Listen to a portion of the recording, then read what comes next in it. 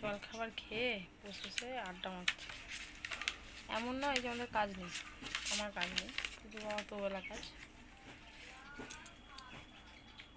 তাই না সুজো? ও বলে আমাকে একটু নিয়ে বেরোবে। হ্যাঁ সুজো, একটু বিস্কুট আনতে হবে, আমাদের টুকিটাকে অনেকগুলো জিনিস আনার আছে, এগুলো আনতে যেতে হবে। বিস্কুটটা নিয়ে এসে রাখতে হবে।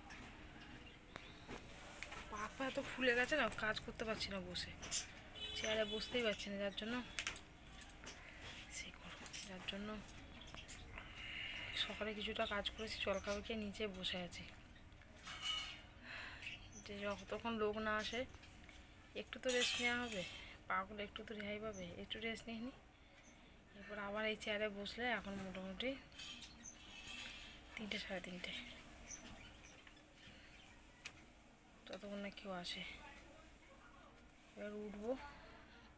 সূর্য তুমি চাও খাবে বলছিলে, খাবে আজকে? কি বলছি